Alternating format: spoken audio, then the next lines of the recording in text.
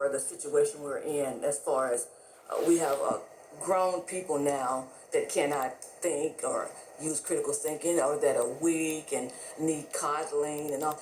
It didn't just start with the universities. Goes all the way back, as some people have commented earlier on other videos, that it goes all the way back to K through 12, when all the coddling started and the indoctrinations. And, it has gotten so out of hand, because when I grew up, first of all, everybody could spank us. I mean, the school teachers spanked us, the principal spanked us, our parents spanked us, the neighbors, uncles, aunts, anybody could spank us, and it was not child abuse, okay? A spanking on the behind, or getting a strap and just one lick on the buttocks, as they call it, or a switch, or a belt, just one lick. That's all it took. They didn't have to just keep pounding because it hurt, because, when you're little like that, you don't have much meat on your bones, but it was with punishment. And we respected grown people, and we were not coddled. We were spanked for being disobedient. Now they call everything, child abuse. Everything's child abuse now, and even parents cannot spank their kids. But I'm telling you, when I was growing up, I got my behind spanked by everybody. School teachers, the principals. I remember one time, I only went to the principals one time. I only had to get spanked by the principals. And see, my school teachers, they had a leather strap. And the principal had a leather strap as well. And like I said, they just give you one lick on the behind. And like I said, we were all skin and bones. And that's all it took. And we would just be crying. But I only got one spanking from the principal. And that's because I was in the 4th grade, and this little boy in my class, he's also my neighbor, he kept saying, get on the playground, I'm going to beat you up. And I never could stand for anybody to threaten me. If you're going to do it, let's do this. I cannot stand for somebody to say what they're going to do to me. So we got on the playground, and we started fighting. We was around this big tree, and we started fighting. And of course, the teacher, said, stop it, and she sent us, to the principal's office. So now the two of us are standing in front of the principal's desk, and he's sitting in his chair, and he's saying, okay, if you two apologize to each other, you won't get a spanking. Well, the little boy, he apologized. He said, oh, I'm sorry. I'm sorry. But me, I was like, no, I'm not sorry. I meant to do it. I'm not going to say I'm sorry. And so he just took that strap and just one lick, and it hurt so bad. And I just boo-hoo cried. Then he sent us back to the room. That was the only time I got spanked by the principal. But I got spanked by teachers, 3 or 4 times. And not to mention at home. But we were not coddled. We were disciplined. And we were respected any grown person. They could be 20 years old. They were still a grown person, and we respected them. But now the teachers, they don't believe in any kind of spanking. And they don't want the parents to spank them. And they want to raise the kids. The school systems, the public school systems, now wants to raise the kids. And the reason I know this is, like I said, I don't have any kids. But I got the shock of my life in 2011 when my nephew, my great-nephew, he's the son of my nephew, well, his mother, the mother and the father are not together. So the mother of my great-nephew called me from Tennessee, and she asked me, would I take custody of her child? Could he come out here and go to school? And I was like, well, yeah, I'll take him. I'll take him, yeah. He was 17 years old, just turning 17. And so this was before school started. So I said, okay, well, I got to get prepared. I didn't have any kids. I didn't know anything about the school system. So I started asking people. I wanted to put him in the best school. I said, what's the best school? And they told me the name of the high school. And so, but you had to be in the zip code. So I wasn't far from the school, but I wasn't in the zip code. So I spent $10,000 of my savings moving from one apartment to get in the apartment in the zip code of this school. In this apartment complex, this kid, so he came out there. He came out here, and he had his own room. It was 2 swimming pools on the site, tennis court, a basketball court, a bike trail in the back of the apartment. I mean, he had it made. Bought him a brand new laptop, because they said in this school that they took all their tests. This is such a good school. They took all their tests online, like college students. So I bought him a brand new laptop. He had it made. All he had to do was just do his work. And he was a smart kid. That's the only reason I accepted him coming out here, because he was a smart kid. So here I am. So it's the first time I'm being like a mother. I have tons of nieces and nephews. But this is the first time I've taken custody of a child. So he's out here. So he goes to this school. Now listen, the majority of the people in this schools, there's not many blacks. You could count them on one hand. You know, so it was like, this is also a upper middle class area here. And upper middle class and wealthy. So this is the kind of school he was in. So he was a wrestler. He was on the wrestling team. He was a very good wrestler. He had been good back home. So his coach was glad to get him.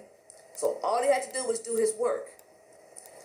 I gave him money to spend, and I had to pay for his lunch because I made too much money. They said my income was way too much for him to get reduced or free lunch. So I paid that.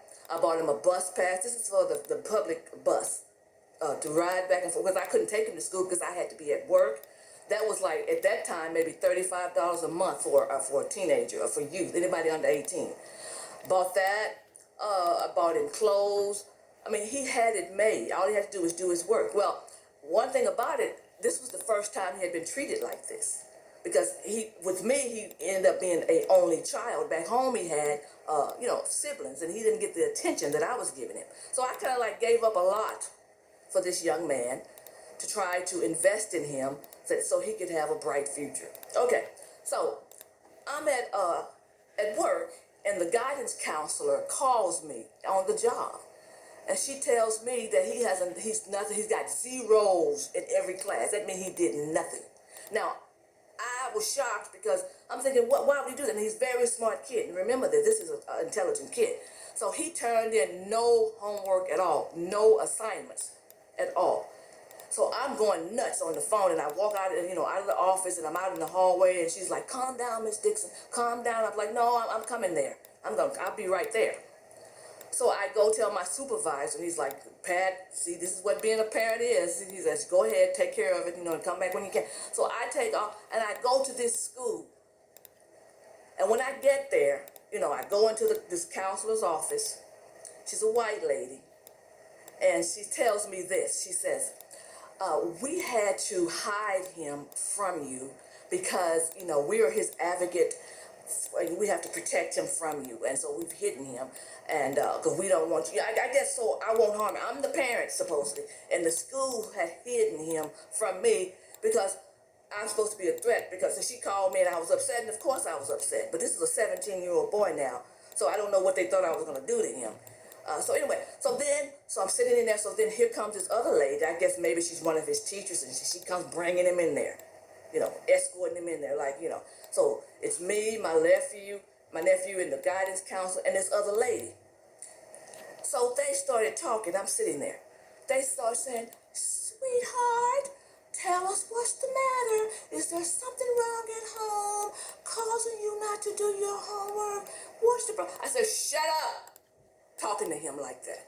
I said, "What are you talking? This is a 17-year-old boy." I said, "You don't talk to him like that." I said, "There's nothing wrong with him but lazy. There's nothing wrong with him, keeping him from doing his work." And they stopped and they jumped. And I said, "He's getting ready to go out into the world." I said, "There's nobody going to be talking to him like that when he gets out in the world. They're not going to be talking, 'Sweetheart.' This is going to be a grown man, a grown black man. You think somebody's going to be..." And that's how they was talking to him. And I stopped them, and they got scared, and they jumped. And I said, "Listen, if he doesn't do better by next semester, he's going back home." They pleaded with me, "Please don't send him back home. Please." I said, "Well, he better do his work." So then I went to see his wrestling coach. I said, "If his grades don't come back up, he won't be wrestling." I had spent Saturdays, my own Saturdays. I stopped my own social life going to his wrestling matches. All day long, I would be with him. I would take Gatorade for all his, teammates and all that. So he was a good wrestler. So the coach, of course, this guy, now listen, this wrestling coach is over 6 feet. If you don't go there and at 200 and start playing pounds, football, man, I'm going to give you a good He whipping. won't be wrestling, he's going to get his grades up, So I go back to work. When he comes home later that evening, he tells me, "Aunt Patricia, everybody in that school is afraid of you." He said, "All my teachers are afraid of you. My coach is afraid of you. I said, afraid of me for what? They're scared of you. You came in there today the way you were talking, they were so scared. So that tells you, and I don't know, maybe it's a culture thing, because black people don't believe in playing around with kids. Kids obey. Like I say, when I was growing up, I got my behind kicked. And it wasn't kicked, but I'm saying they whipped my behind. No kids, and I told them, I said, I'm not going to finance failure. I said, he's either going to do his work or he's going back home. So, but see, the coddling, you should have seen how they were back. Oh, what's the matter, baby? I said, quit that. You don't call no child like that getting ready to go out into the world. He didn't do his work because he was lazy. That's the bottom line. Nothing kept him from doing it. And so that's what I'm saying about all this coddling kids. So what happened was, I said, listen, do you want to go to college when you graduate or to the military? And he said he wanted to go to the Marines. I'm telling you how smart this kid is. He's a smart kid. So the reason he did this is because he was getting so much attention from me, and he didn't want to graduate. He wanted to flunk. And he knew that if he did any work, this is how smart he was, if he did any work, he would pass. So he didn't do anything on purpose, because he was thinking, I want to spend another year here. I don't want to, I want to be, taken care of like a child. This is the first time he'd had that attention. But I was not going to pay for a child not to do their work. So he decided he wanted to go into the Marines. Now, to show you how smart he is, I took him to see the Marine recruiter. They scheduled him for the ASVAB. That's the military test to get into the military. You have to, the entrance exam. That boy scored so high. He scored higher than I scored when I entered. That's how smart. He sat down one afternoon after wrestling and sat down and took that test. Oh, just like that. And another thing, that the competency test that they take, if you can't graduate, the state competency test that you have to take in each state to graduate. Oh, he had already taken it in Tennessee. But when he got here in California, you had to take it here in order to graduate. And from what I've heard, I know in LA County, a lot of the kids can't pass that. They have a poor, a low pass rate. Most of the kids can't pass. It's supposed to be so difficult. So he already passed it in Tennessee, but he had to take it. They told him the day before. They said, tomorrow you got to take the test. He went and sat down and took that test and scored. He just aced it, because I got his score. So like if it was 200 was the max out of, the high score, he got 200, 400, whatever. He maxed each section with reading comprehension, math, so the different, but he maxed it all. And he didn't study for it, he didn't prepare for it, he just took it the next day and passed it. So what I'm saying is, these people out here, I guess in California, I don't know how it is in other states, but they're coddling kids. They wanted to baby him and find out, what can we do to make you do your work? And then they tried to hide him from me. Said I was going to abuse him. And I probably would have got a hold to him and took that. And I would have taken his head and slammed it into the first wall I could find. Because there's no excuse for failure. So it's the public school systems as well as the university, like you said. Like I said, I don't have any kids, so I didn't realize how it was until that happened to me. So we are in a mess in America.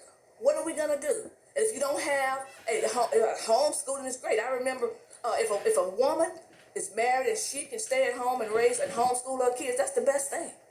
That's perfect. Every woman can't do that, because a lot of women are single parents and they can't do it and they can't afford it. I remember when I lived in New York and I was sitting on the subway beside a lady, and when we were talking and, she's asking me what I did for a living, and I asked her what she did. She says, well, I'm just a stay-at-home mom. And I said, lady, don't you know you have the most important job in the world?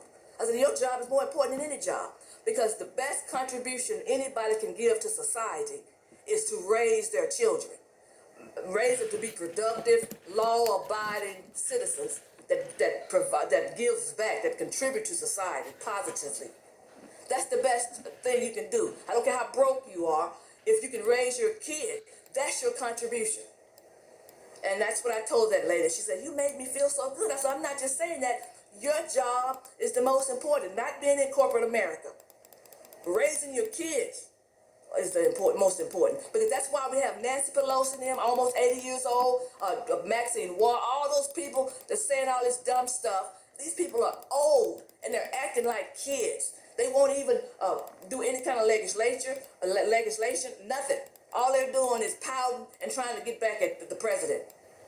I've never in my life seen grown people act like this. Today I learned John McCain's family. They're still so upset over Trump when John McCain started with the stuff with Trump. And Trump, he fights back. They're so upset with Trump. They're so petty. These people are old people that they say they're going to back Joe Biden for 2020 because they want to get rid of Trump. How can you be 60 and 70 years old and be that petty that you would turn on your own political party because you want to get back at one person that ticked you off? I don't understand how we got here, people. I don't understand it. So then we got it's just too much. So we have these people that's in leadership, that's leading our country, and they're so petty and so selfish that they're playing games with our future. Playing games, messing up our school systems, trying to mess up our economy, trying to let people in the open borders, let people flood in from other countries. This is where we are, people. And if we don't pray, exactly what a lot of commenters have been saying, if you don't believe in God and you don't pray, you're going to be lost. Because the only hope we have is to pray, and we can vote, and we can be active in the community, but if it comes to time, then there's nothing man can do. It's going to take some supernatural power. Supernatural power, people. That's all I can say. Have a blessed day. Look at you, girl.